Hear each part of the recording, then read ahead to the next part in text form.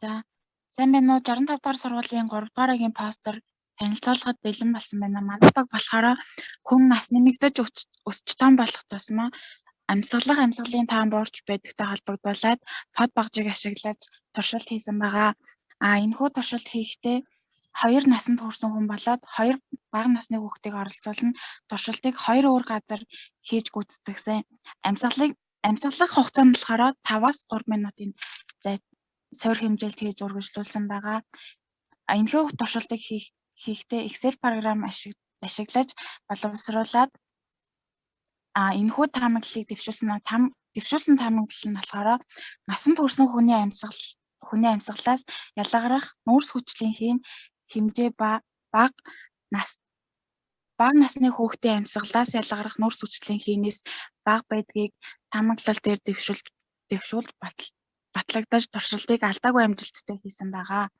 Материалын арга зүй нь болохоор энэхүү под багжийг хэрхэн ашиглах вэ гэхээр туршилтыг эхлэхээс өмнө 30 минутаас 1 цагийн хооронд под багжаа асааж бэлтгэсэн байх шаардлагатай.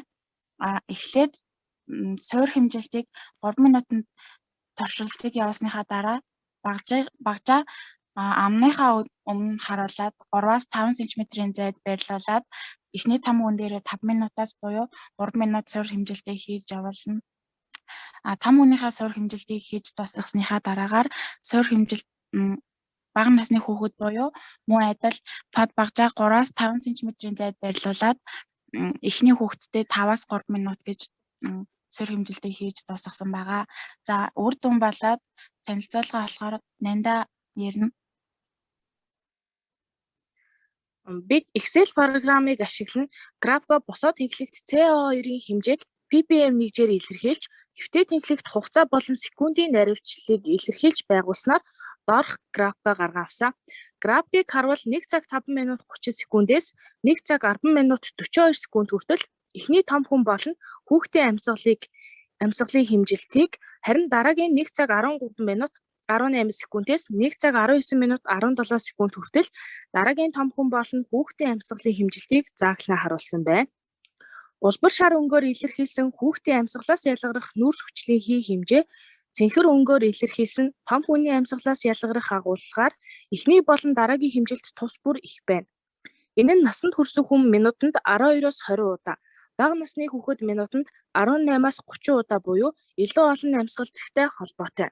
1 цаг 10 минутаас 1 цаг 13 минутын хооронд том хүний амьсгал хоорондын суур хэмжилт ялгагдахуйц боловч үндсэн хэмжилттэй ойролцоо гарсан багжийг хангалттай холдуулж тавиагүйгээс болсон.